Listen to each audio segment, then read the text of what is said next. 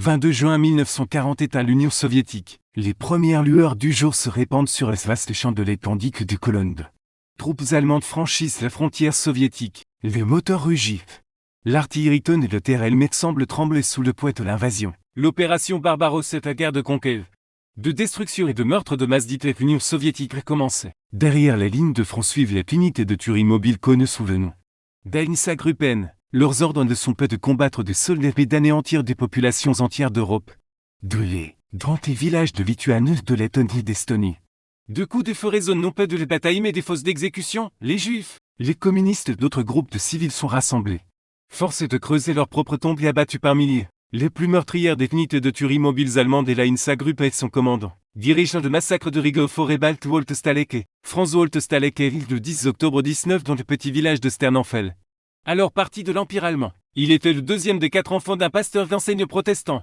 Paul Eugène Staleke était de son épouse Anne. Quand Franz avait 6 sa famille déménage à Tübingen, une ville universitaire connue pour sa tradition d'apprentissage et de piété. Il a grandi dans un foyer où le devoir, l'obéissance et le foi étaient des valeurs constantes. L'école, il était sérieux et ambitieux, montre un intérêt précoce pour le droit de l'ordre. En 1918, alors que les premières guerres mondiales touchaient à ses fins chaotiques, il fut en rôle étant l'armée même de vie que peu d'action. Le vieux montre lequel il était né s'effondre autour de lui comme beaucoup de sa génération.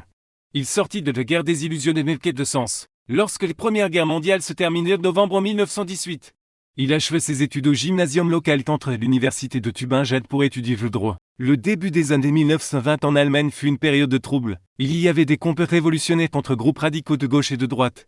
Le chômage et le souvenir amer de la défaite étaient toujours présents. Pour des étudiants comme Staleke, les organisations nationalistes offraient un sentiment d'appartenance à une direction. Il rejoignit une fraternité étudiante qui glorifiait les disciplines de l'escrime et de la loyauté. Évolue de des cercles qui admiraient l'armée tout en méprisant le nouveau gouvernement démocratique de Berlin. En même temps, il s'impliquait dans des groupes d'extrême droite tels que le De Volksschund, Trubin et l'organisation secrète Consul, tous de viols ouvertement antisémites. En 1927, il obtint son doctorat de droit et commence à travailler comme stagiaire juridique dans les villes de Reutlingen et Tübingen avant d'entrer dans les fonctions publiques. Sa carrière progressait rapidement. Il fut administrateur local de diverses villes allemandes, puis directeur du bureau de l'emploi dans la ville de Nagold dans le sud-ouest de l'Allemagne. En apparent que c'était un fonctionnaire respectable, intelligent et correct, avec des manières discrètes et un don pour l'organisation. En 1932, il épouse Louise Gabriel von Göttingen, une femme issue d'une noble famille souabe. Et dans les années suivantes, ils eurent 4 enfants, sous cette image de fonctionnaire modèle de père de famille.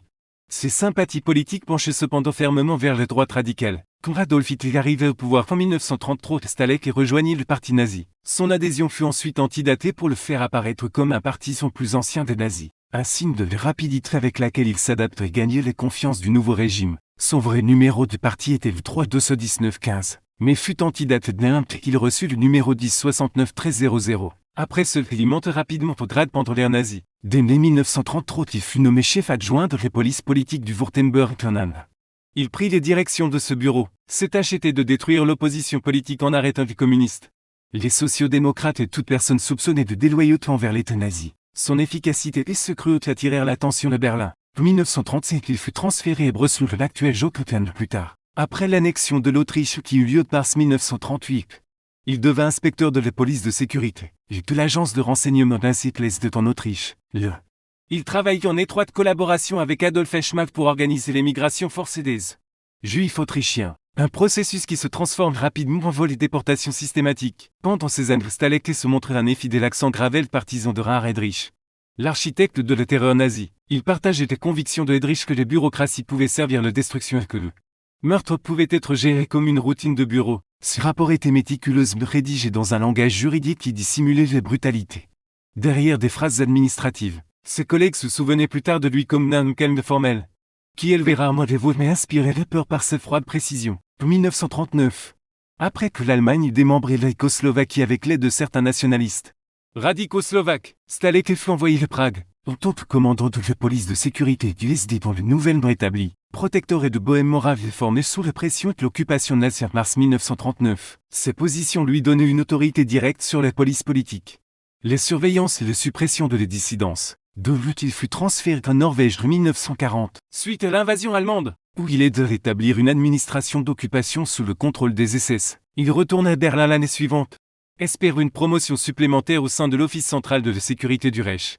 l'agence de renseignement nazie, les principales forces de suppression de toute opposition. En Europe occupée, ce chance va au printemps de 1941. Hitler finalisait à ce moment-là les préparatifs pour l'invasion contre l'Union soviétique, une campagne visant non seulement à conquérir des territoires mais à détruire des populations entières. Stalek fut choisi pour diriger l'Einsatzgruppe, l'une des 4 unités mobiles d'extermination qui suivaient l'armée. Son grade fut élevé au printemps de 1941 de 16 brigades furent un équivalent de général de brigade dans l'armée américaine. Le même temps il fut également promu général-major d'air polisé. Stalek a reçu le commandement d'environ 0 hommes. Cette unité était sur le terrain, soutenue par des collaborateurs locaux d'autres unités auxiliaires. Leur mission était claire qu'ils étaient envoyés pour tuer des juifs, des communistes et toute personne considérée comme un ennemi politique de l'Allemagne nazie.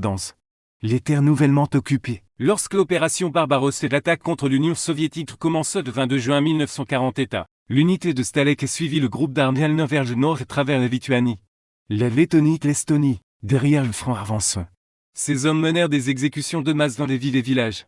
Au cours des premières semaines, des milliers de juifs furent raflés et fusillés dans des champs des forêts. Le propre rapport de Stalek et Heydrich et Berlin décrivait ces actions comme des mesures nécessaires pour sécuriser l'arrière militaire. Mais en réalité ce n'était rien d'autre que le meurtre de masse inhumain de civils. Début juillet après les prises de Riga, les capitales lettonnes.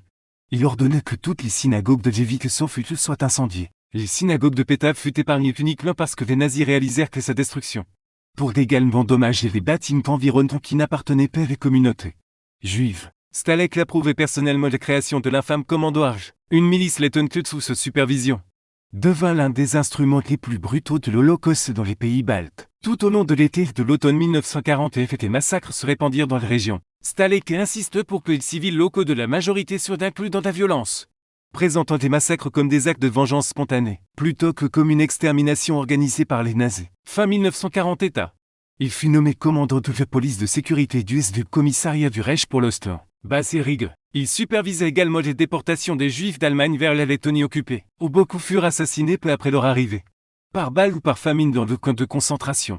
Cette fois qu'il créait également le camp de Jungfernhof et Riga utilisé pour les prisonniers du Reich. Il coordonnait les opérations avec une administration civile locale, l'infâme Commando Arge. Sous son autorité, le Holocauste dans les régions baltiques devint systématique. De presque réussir les communautés juives de Lituanie, Lettonie et Estonie, l'une des plus anciennes d'Europe, furent presque entièrement détruites en quelques mois sous son commandement. Sa correspondance avec Berlin continue d'utiliser des termes bureaucratiques, masquant le génocide derrière une précision administrative. Fin 1940 il rapporte Berlin l'assassinat de 249 juifs. Mais le cours de la guerre tournait lentement. L'offensive allemande contre Moscou à l'hiver 1940 est un appel réussi que les États-Unis ont enfin rejoint les Alliés. Début 1942.